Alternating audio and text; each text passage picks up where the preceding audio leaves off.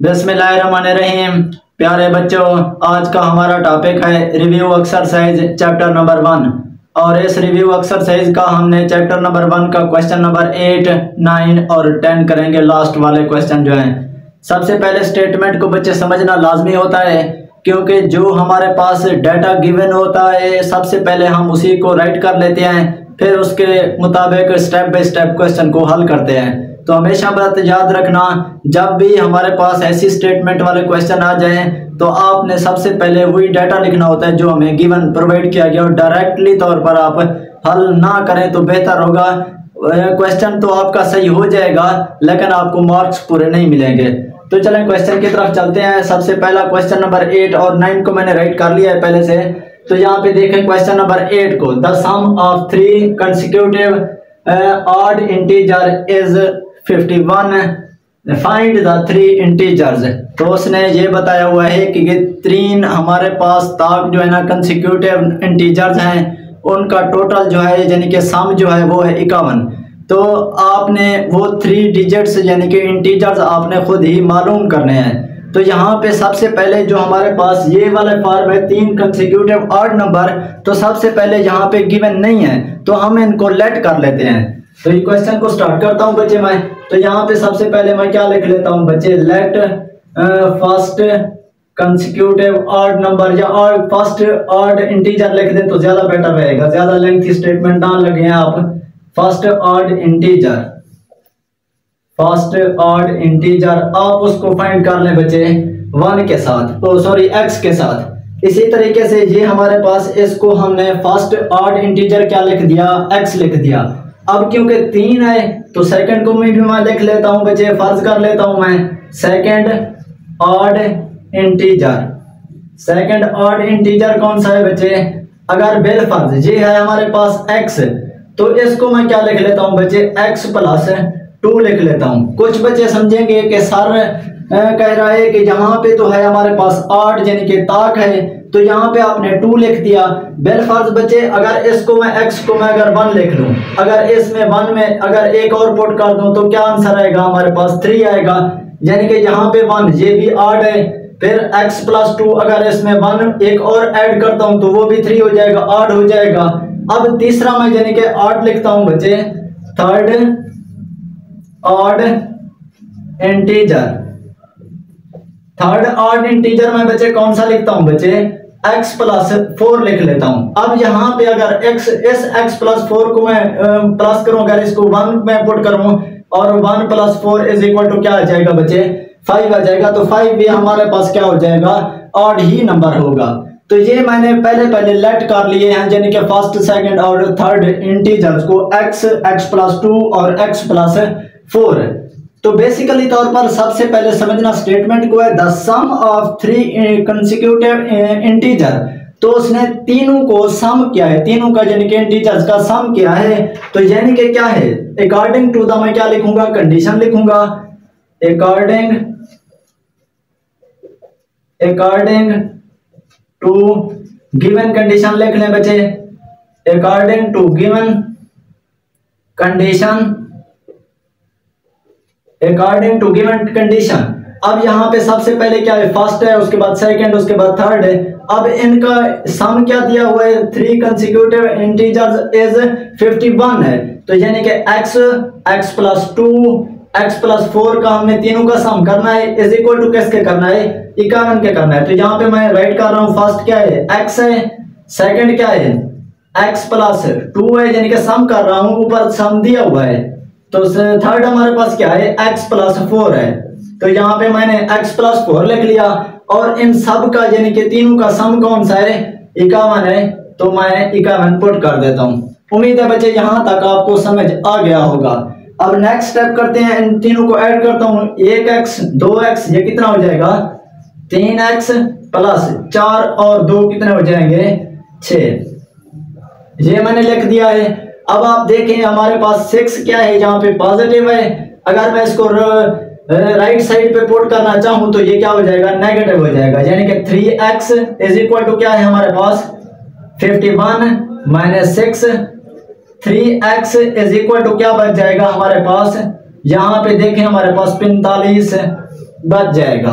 अगर आप इसको यहाँ पे देखें 3x के साथ मल्टीप्लाई हो रहा है, अगर इसको मसावात के दूसरी तरफ मूव करवाऊं तो ये डिवाइड हो जाएगा। मतलब कि क्या है हमारे पास 45/3 इज इक्वल टू क्या आ गया हमारे पास 15 आ गया है। अब आप देखें ये x की वैल्यू क्या आ गई हमारे पास 15 आ गई ना, तो यहाँ पे ये आप देखे होंगे समझ रहे होंगे कि 15 कहां से है बच्चे, अगर इसको तकसीम करें तो 15 ही आता है ना, तो मैंने वही 15 लिखा है। अगर इसको तकसीम करें तो हमारे पास फर्स्ट को मैंने क्या फाइंड किया था, लेट किया था x के थ्रू, मतलब कि क्या है फर्स्ट वाले की वैल्यू कितने है हमारे पास, इंटीजर कौन सा है हमारे पास 15 है। तो यहाँ मैं अलग अलग करके दोबारा इसको राइट करता हूँ। तो मैं इधर लिखता हूँ बच्चे फर्स्ट ऑड इंटीजर लिख दें या जस्ट इंटीजर लिख दें, कोई इशू वाली बात नहीं है। फर्स्ट इंटीजर यानी कि क्या था x था ना, अब x की वैल्यू क्या आ गई हमारे पास 15 आ गई, तो 15 मैंने लिख दिया। अब सेकंड की क्या थी हमारे पास, सेकंड इंटीजर क्या है हमारे पास x+2 हमने यानी कि फर्जी तौर पर लिखा था, तो यहाँ पे मैं x+2 लिखता हूं। आप देखें x की क्या वैल्यू थी 15 थी, तो यहाँ x की जगह मैं 15 लिखता हूं और प्लस क्या है हमारे पास 2 है, यानी कि क्या आ गया हमारे पास 17 आ गई वैल्यू कौन सी सेकंड ऑड इंटीजर की। अब लास्ट वाला है third integer is equal to x plus क्या था हमारे पास 4 था, यहाँ पे मैंने लिखा हुआ है third odd integer is equal to x+4, तो यहाँ पे मैंने x+4 लिख दिया। x की क्या वैल्यू है हमारे पास निकली थी 15, तो 15 मैंने लिखा है और यहाँ पे 4 को मैं दोबारा ऐड करता हूँ, ये कितना हो जाएगा 19 हो जाएगा। तो उम्मीद है बच्चे समझ आ गया होगा। ये हमने तीनों को अलग अलग तौर पर फाइंड द 3 इंटीजर्स, पहला इंटीजर कौन है 15 है, दूसरा इंटीजर कौन सा है 17 है, तीसरा इंटीजर कौन सा है 19 है। अगर हम इन तीनों को सम करें यानी कि 19, 17 और 15 को ऐड करूं तो हमारे पास 51 आंसर आता है। तो उम्मीद है बच्चे ये पहला क्वेश्चन आपको अच्छे तरीके से समझ आ गया होगा। जो इस वीडियो में मैंने आपको क्वेश्चन नंबर 8 बताया है वो आपको अच्छे तरीके से समझ आ गया होगा। अब चलते हैं क्वेश्चन नंबर 9 की तरफ। अच्छा बच्चे क्वेश्चन नंबर 9 को मैंने ऑलरेडी लिखा हुआ है, लिख दिया है मैंने। अब सबसे पहले इसकी स्टेटमेंट को समझते हैं, उसके बाद इसको आराम और सुकून के साथ हल करेंगे। सबसे पहले आप देखें स्टेटमेंट है हमारे पास Abdullah picked up 96 balls and places them into 2 buckets, यानी कि आप बकेट्स एक किस्म की टोकरी समझ लें, बाल्टी समझ लें, यानी कि हमारे पास जो उसने पहली जो सेकंड फर्स्ट 2 लाइन है उसमें अब्दुल्ला ने टोटल 96 बॉल्स थी, उसमें एक एक करके उसने बाल्टी से उठाई है या पिक की है पकड़ी है, यानी कि 2 बकेट्स यानी कि 2 बाल्टियों में से 1 बकेट हैज 28, एक बाल्टी में 28 उसने उठाई हैं। मोर बॉल्स ज्यादा बॉल हैं on the other hand, on यहाँ पे होगा हमारे पास, दोबारा मैंने लिख दिया इसको ऑन द अदर बकेट, दूसरे बकेट की बानिस्बत उसने दूसरी जो है ना दफा जो बालें उठाई हैं वो 28 दफा ज्यादा उठाई हैं। अब बताना क्या है हमने how many balls were in each bucket, तो हमने ये बताना है कि 2 बाल्टियों में कितनी कितनी बकेट मौजूद थी। तो उम्मीद है बच्चे स्टेटमेंट तो समझ आ गई होगी। अब इसको सबसे पहले गिवन डाटा के थ्रू हम इसको हल करेंगे। तो यहाँ पे मैं डायरेक्टली तौर पर लिखता हूँ बच्चे गिवन डाटा लिख लें या गिवन दैट लिख लें, आपकी अपनी मर्जी की बात है। तो टोटल हमारे पास बॉल्स कितनी है ये मैं लिख लेता हूँ बच्चे, टोटल बॉल्स वो हमारे पास कितनी है 96 है। अगर आप देखें दोबारा समझ लें, पिक अप 96 बॉल यानी कि टोटल जो दोनों बाल्टियों से उठाई है या टोकरियों से उठाई है उसने वो उठाई है 96 यानी कि दोनों से टोटल जो है ना। अब हमने क्या करना है फर्जी तौर पर पहले हम x कर लेंगे फर्स्ट बकेट से और दूसरी कर लेंगे सेकंड बकेट लिख लें या अदर बकेट लिख लें, क्योंकि अदर बकेट में उसने पहले के बनिस्बत कितनी उठाई हैं 28 यानी कि ज्यादा बॉलें उठाई हैं। तो यहाँ पे सबसे पहले मैं इसको लेट कर लेता हूँ, let the number of let the number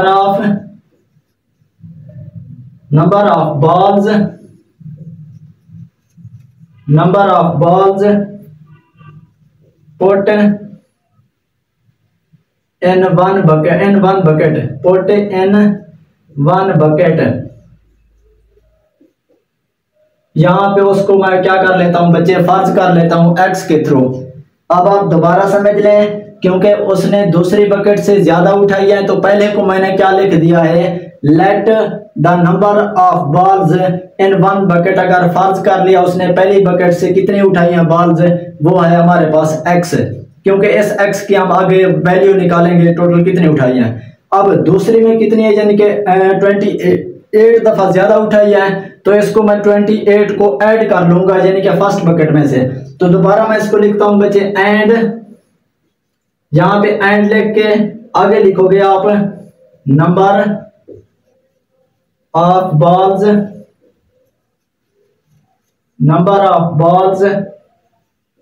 put in other bucket लिख लें या सेकंड बकेट लिख लें, तो कोई इशू वाली बात नहीं है। अगर आप अदर बकेट लिख लेंगे भी ठीक है, आप सेकंड बकेट भी लिख लेंगे तो ठीक है, क्योंकि इशू वाली बात नहीं है, उसने पहले से बताया हुआ है। टोटल ही 2 बकेट है हमारे पास। तो फर्स्ट बकेट को हमने क्या कर लिया, फाइंड कर लिया, फर्ज कर लिया x के थ्रू।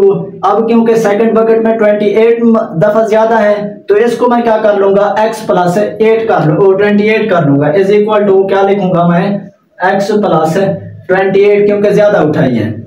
अब आपने देखना क्या है बच्चे, फर्स्ट क्या है हमारे पास x है, सेकंड बकेट से कितने उठाई है, x plus 28।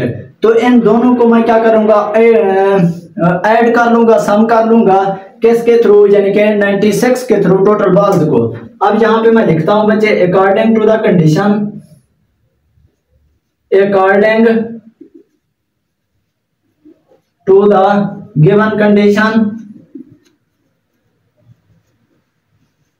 According to the given condition. अब यहां पे देखें x plus 28 is equal to क्या है हमारे पास, टोटल कितनी है, 96 बॉल्स हैं हमारे पास। अब आप पहले क्या कर लिया, पहले वाले को मैंने लिखा है वन बकेट का क्या है, x लिया था। अब सेकंड का क्या लिया था, x प्लस 28, ये भी x प्लस 28 लिख दिया, इन दोनों का सम कर लिया, इज इक्वल टू 96 के कर लिया। अब आप देखें 2x हो जाएगा, x plus x is plus 28 is equal to 96 हो गया। अब इस 28 को मसावात के दूसरी तरफ ले जाऊंगा तो ये माइनस हो जाएगा, यानी कि कितना हो जाएगा, 2x is equal to 96 minus 28 हो गया हमारे पास। x इज इक्वल टू, यहां से अगर आप माइनस करेंगे तो आपका क्या आंसर आएगा, 68 आएगा हमारे पास आंसर, अगर 96 में से 28 को माइनस कर लें। अब यहाँ पे देखें 2x है ना हमारे पास, 2x मैंने लिखना भूल गया था, 2x।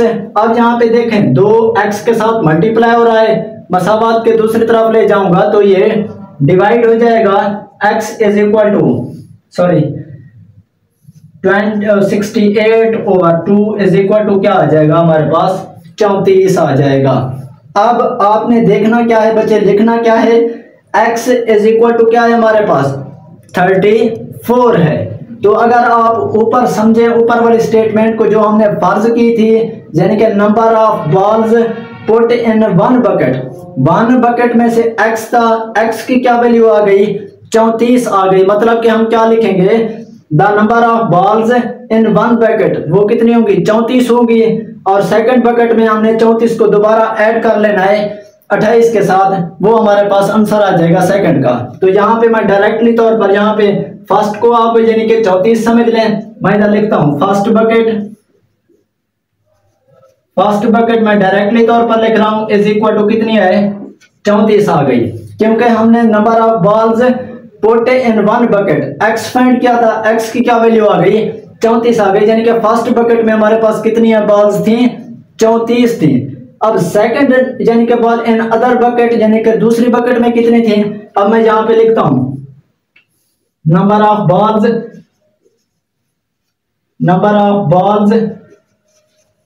इन अदर बकेट्स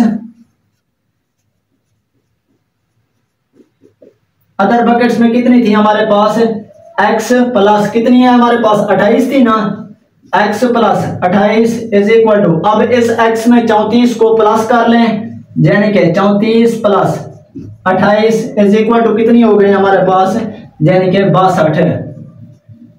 अब आपने देखना क्या है बच्चे, हमारे पास 28 यानी कि दूसरी बाल से पहली बकेट से दूसरी दफा उसने क्या उठाई थी, 28 बाल ज्यादा उठाई थी, तो 34 और 28 को मैंने जमा कर लिया 62। तो ये हमारे पास फर्स्ट बकेट में जितनी बाल उठाई वो 34 थी, दूसरे बकेट में 28 बाल ज्यादा उठाई थी, उसका आंसर क्या आ गया, दूसरी बकेट में कितनी है 62 है। अगर हम इन दोनों को ऐड कर लें तो हमारे पास टोटल 96 ही बॉल्स आएंगी। तो उम्मीद है बच्चे ये वाला क्वेश्चन भी आपको अच्छे तरीके से समझ आ गया होगा। अब चलते हैं क्वेश्चन नंबर 10 की तरफ। इस रिव्यू एक्सरसाइज का लास्ट क्वेश्चन है।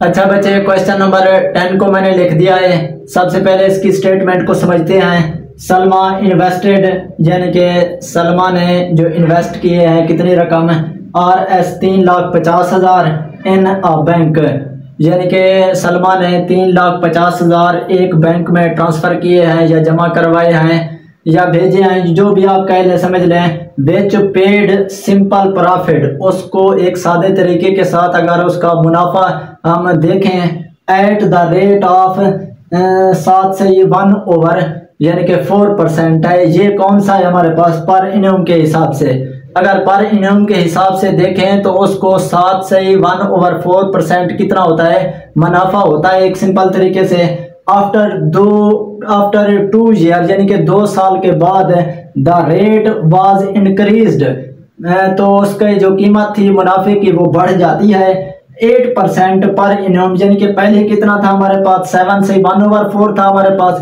फिर बढ़ के कितना हो गया, यानी कि 8% हो गया। अब हमने मालूम क्या करना है, फाइंड द अमाउंट, यानी कि कीमत रकम हमने मालूम करनी है। She had at the end of 7 years, यानी कि 2 साल पहले हमारे पास जो मुनाफा था वो देखना है, और 2 साल के बाद हम उसने खुद ही हमसे पूछा है कि 7 साल के बाद उसको कितनी अमाउंट मिलनी चाहिए या मिलेगी, यानी कि उस मुनाफे की कीमत हमने खुद ही फाइंड करनी है। तो सबसे पहले हमने डाटे को लिखना होता है। आप बच्चे बार बार यही कहता हूं, जब भी इस किस्म की स्टेटमेंट आ जाए अक्सर बच्चे क्या करते हैं, लंबी स्टेटमेंट को छोड़ देते हैं। तो छोड़ने का मतलब ये नहीं होता कि ये इम्तिहान में नहीं आएगा, तो ये बच्चे करना लाजमी होता है, क्योंकि ये लेंथी क्वेश्चन रिव्यू एक्सरसाइज में कोई ना कोई फर्स्ट टाइम या सेकंड टाइम पेपर में कोई ना कोई निकल ही आता है क्वेश्चन रिव्यू एक्सरसाइज में से।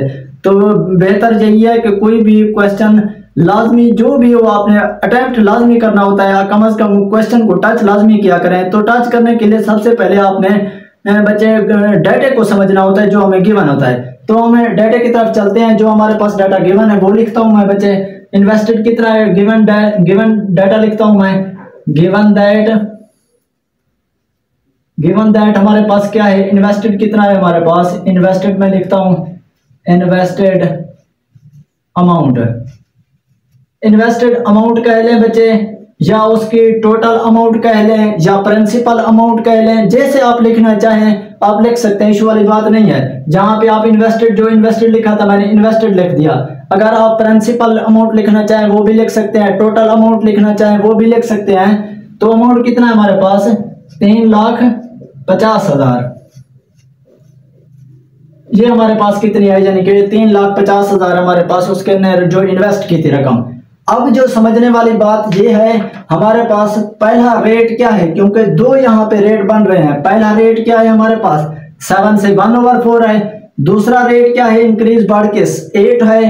पहला हमारे पास टाइम कितना है, 2 ईयर्स है। दूसरा हमने जो फाइंड करना है वो टाइम कितना है, 7 ईयर्स, यानी कि 2 में उसने 5 को इजाफा किया है, यानी कि 5 साल में इजाफा करके 7 टोटल हो गया। 2 पहले था हमारे पास, 7 कैसे हुआ, यानी कि 2 में एक 5 और ऐड करें तो 7 ही बनता है, यानी कि 5 साल के बाद उसकी रेट को हमने डिसाइड करके उसकी कीमत मालूम करनी है जो उसको मुनाफा में मिलनी है। तो पहली इन्वेस्टेड हमारे पास कितनी है, R1 है। तो यहाँ पे मैं इसको फर्स्ट और सेकंड के थ्रू हम रेट के हिसाब से मैं इसको हल करूंगा।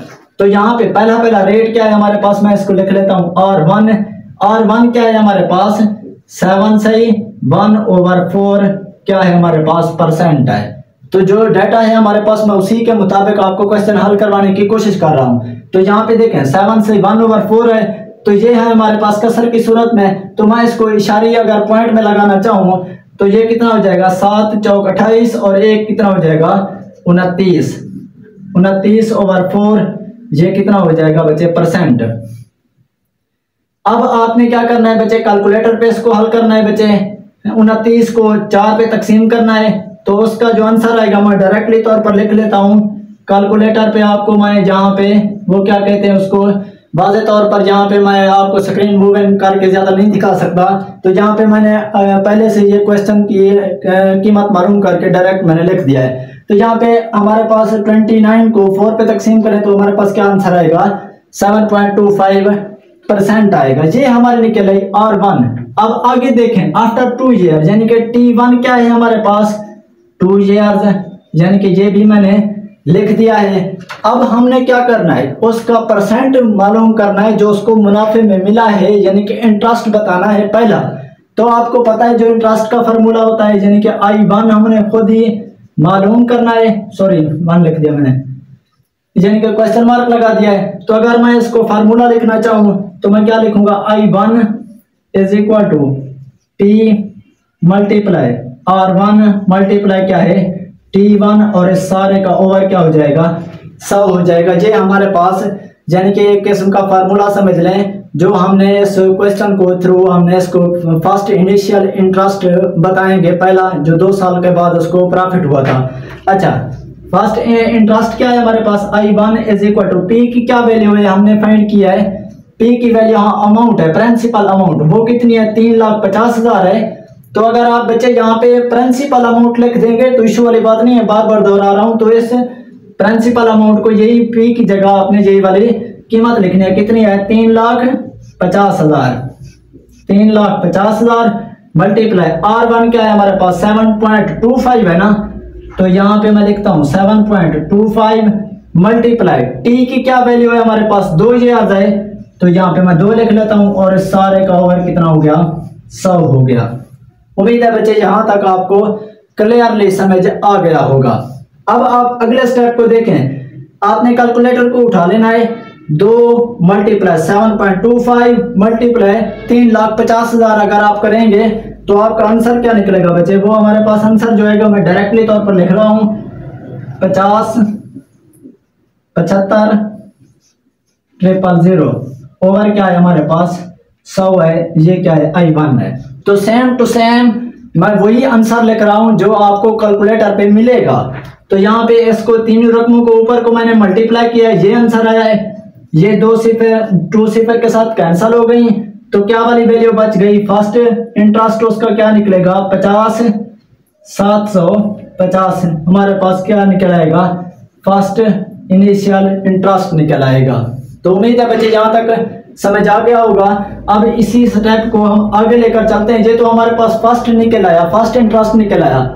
अब हमने खुद ही जो मालूम करना है, यानी कि 7 years she had the end of the 7 years, 7 साल के अरसे के बाद यानी कि आखिर में उसको कितना मिलेगा, 2 साल का अरसा हमारे पास टाइम पहले से था, तो अगर उसमें 5 जमा कर दें तो 7 ही बनता है, यानी कि हम अगला जो टाइम पीरियड निकालेंगे वो 5 के थ्रू निकालेंगे। तो यहाँ पे दोबारा मैं लिखता हूं बच्चे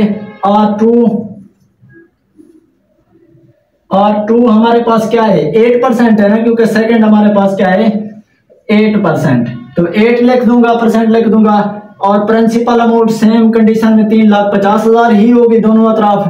और हमारे पास टाइम क्या होगा T2, वो हमारे पास कितना 5 years होगा, क्योंकि 2 साल हमारे पास पहले से था, 2 साल आफ्टर 2 साल, उसके बाद उसने कहा है 7 साल के बाद 2 में अगर 5 को जमा करें तो 7 ही बनता है, यानी कि दूसरा जो हमारे पास टाइम पीरियड होगा वो 5 years होगा। अब ये लिख दिया। अब हम जहाँ पे सेकंड यानी कि उसका इंटरेस्ट बता रहा हूं मैं जहाँ पे, तो I2 यहाँ पे मैंने क्वेश्चन मार्क के थ्रू लगा लेता हूं मैं, ये मैंने लिख दिया। अब यहाँ पे देखें सेकंड का वही फार्मूला लगाऊंगा, ये वाला, जस्ट यहाँ पे R2 और T2 लिख दूंगा मैं, T और उसके बाद R2 मल्टीप्लाई T2 और इस सारे का ओवर क्या हो गया 100 हो गया।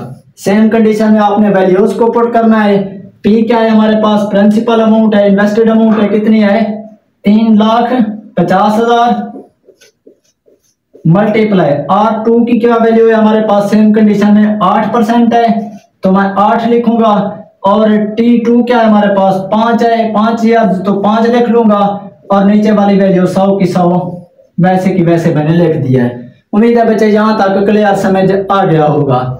अब नेक्स्ट स्टेप करते हैं। आपने क्या करना है, कैलकुलेटर को उठाना है, 5 मल्टीप्लाई 8 मल्टीप्लाई 3,50,000 को मल्टीप्लाई 3 रकमों को करना है, तो हमारे पास जो आंसर आएगा वो लिख रहा हूं मैं। वो आंसर आएगा हमारे पास 1 4 ट्रिपल सिफर, ये हमारे पास ये लिख दिया। अब ये हमारे पास ओवर 100 हो गया।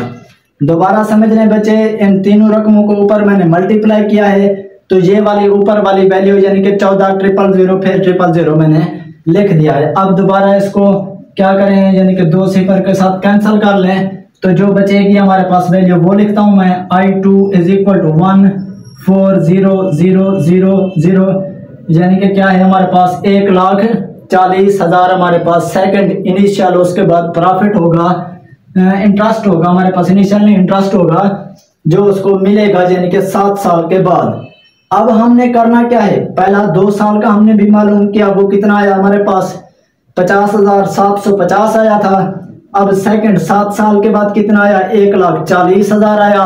तो पहला इंटरेस्ट उसका क्या था 3,50,000 था। तो मैंने इनको बेसिकली तौर पर इन तीनों रकमों को, तीनों यानी कि प्रॉफिट को, इंटरेस्ट को मैंने क्या करना है बच्चे, ऐड कर लेना है, सम कर लेना है इनका। तो यहाँ पे मैं लिखता हूं बच्चे सलमा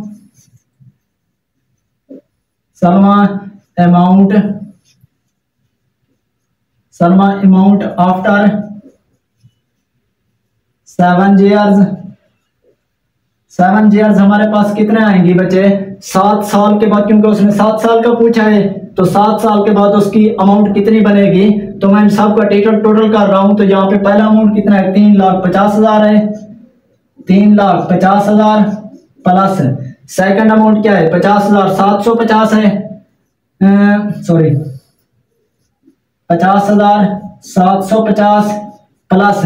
अब थर्ड हमारे पास क्या निकली थी, यानी कि सेकंड 7 साल वाला 1,40,000। तो यहाँ पे मैं क्या लिखता हूँ बच्चे 1,40,000 वाली वैल्यू को भी मैंने पुट कर दिया है। उम्मीद है बच्चे यहाँ तक क्लियर समझ आ गया होगा। अब आपने क्या करना है, इन तीनों वैल्यूज को कैलकुलेटर के थ्रू प्लस कर लेना है, यानी कि जमा कर लेना है। तो यहाँ पे जो वहां पे जो आंसर आएगा वो मैं लिख रहा हूँ 540, यानी कि 750, 5,40,750 हमारे पास क्या आएगी, सलमा का टोटल इंटरेस्ट निकल आएगा जो 7 साल के बाद उसको मिलेगा। तो उम्मीद है बच्चे आपको ये वाला लास्ट वाला भी क्वेश्चन भी अच्छे तरीके से समझ आ गया होगा। कोशिश करता हूँ आपको एक एक क्वेश्चन यानी कि सिंपल तरीके के साथ आपको इजी मेथड के थ्रू आपको हल करवा सकूं। तो अगर आपको हमारी वीडियो बच्चे पसंद आती है, वीडियो को लाइक, चैनल को सब्सक्राइब करना मत भूलिए, ताकि हमारी नई आने वाली वीडियोस आप तक बर वक्त पहुंचती रहे। नई आने वाली वीडियोस का हमारा इंतज़ार कीजिए। अल्लाह हाफिज़।